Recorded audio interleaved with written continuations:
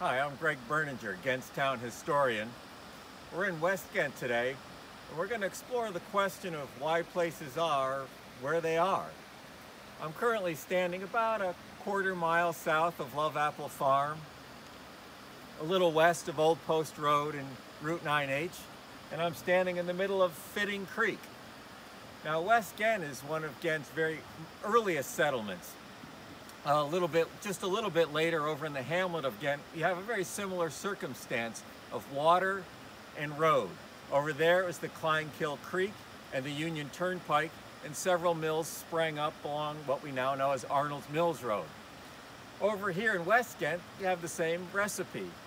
Fitting Creek intersects with the Old Post Road, the main road from Manhattan to Albany for many, many years.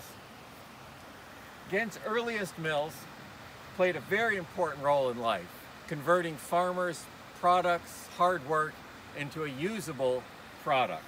They turned grist into flour, logs into boards, apples into cider, and limestone into plaster, an essential link in people's lives in the 18th, 19th, and 20th century. This area's European settlement is actually pre-Ghent, when this was part of Cloverick, which was an area of Rensselaerswijk. And there are still homes here from that period. You can see along Route 9H the Skinkel House, a classic brick Dutch-style house. And just a little to the west here, there's a mid-18th century stone house along Old Mill Road. Up at the Columbia County Historical Society, there's a marvelous map from 1799 of the Cloverick district, and you can see both of those houses on that fantastic map. By 1851, there were at least 3 mills utilizing the water power here on Fitting Creek. And I have no details of their exact locations and how the mill complex is exactly operated, but they likely involve 2 or more dams, mill ponds formed by the dams, races, that's a channel that would carry water from the pond to the mill, of course sluices and gates and wheels and spinning turbines. And very interestingly, again, we have no details on this, but the relationships amongst the people on the creek must have hopefully been cooperative at least.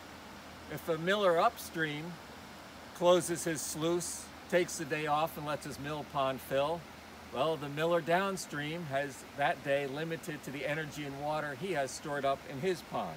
Hopefully they all got along and worked cooperatively. Be nice to take a couple months and dive into deeds and court records and do some archaeology here and figure it all out. We'll leave that story for another day. Mills, along with the Old Post Road, led to 2 blacksmith shops, one of which doubled as a wheelwright shop along here, along the Old Post Road. And a couple times a year from at least the 1870s to the 1920s, Ghent's tax collector would take up residence here and collect that year's taxes from the West Ghentites. 2 of Ghent's most well-known families played a significant role in West Ghent's mill history, the Leggetts and the Engels. Both families are still alive and well and playing an important role in life here in Ghent. In 1850, James J. Leggett's mill produced 8,000 barrels of flour, and in the 1930s, the Engels were still making flour here. They made exclusively rye flour for a bakery in New York City. And a lot of people still remember Ghent's Columbia County's poet laureate Philip Engel, who lived in the Engel House on Old Mill Road right up into the 1970s. More recently, of course, Huber's Red Barn Ice Cream drew people here to West Ghent. Meadow Greens Golf Course on the Omai Road, the West Ghent Church is still there, and of course it's the home of the Columbia County Airport. If there's a place in town you'd like explained in a 5-minute video, drop me a note at historian@townofghent.org or leave some comments in the comments section below.